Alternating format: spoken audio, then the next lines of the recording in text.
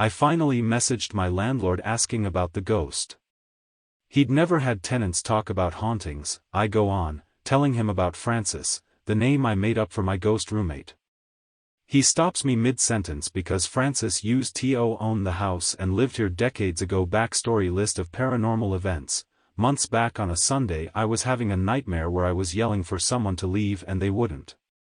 Wake up to see this cloud of mist at the foot of my bed and it just glides out of the room. Whole time I'm watching I'm just like, oh cool, it's leaving. Then it dawned on me what I saw and got spooked. But obs, there are a dozen ways to argue that didn't happen. So although I know what I saw, I was like, and not worth it. My thermostat is in my living room. I know the consistent temp of my apartment. Even through the night, because I do a decent amount of all-nighters. Big thing with ghosts is they have a cold presence. On Sundays I'll always wake up sweating buckets with the furnace running constantly as though the thermostat is measuring the house as really cold. But this only happens on Sunday nights. A while back my friend is over and I just addressed the ghost being like, hey, let's set some ground rules. What's your name? Francis? I'ma call you Francis. I don't mind you, but you can't be messin' with me, ruining my sleep schedule. The random intense furnace stuff stops, but still, someone could say it was all in my head, selective stuff or some logical debunking. I will casually talk to Francis just when I get home from work, hey Francis, I'm home. Or whatever. Kinda funny Sunday, before the start of my 3-day overnight shifts I go, yo Francis, I'm gonna be doing overnights the next 3 nights, so you got the place to yourself. No parties though. Tuesday night, my same friend is over and I'm running late for work by at least a half hour.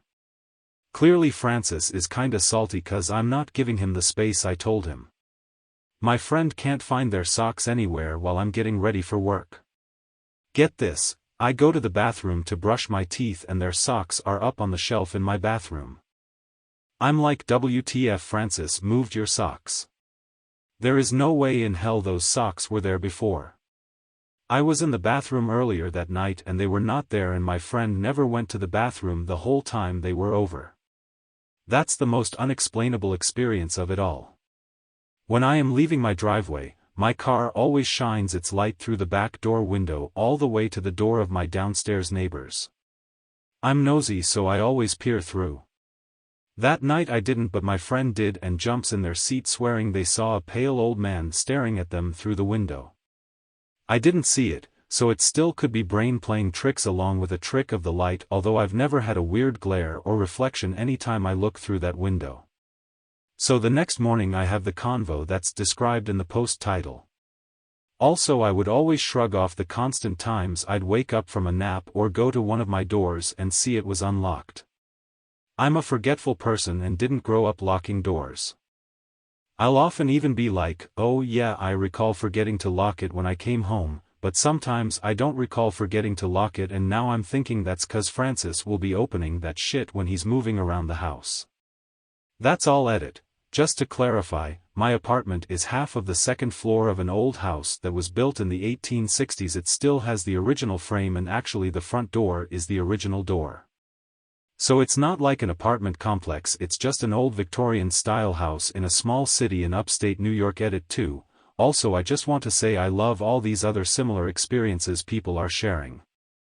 It definitely eases my mind. Hope everyone has very happy holidays.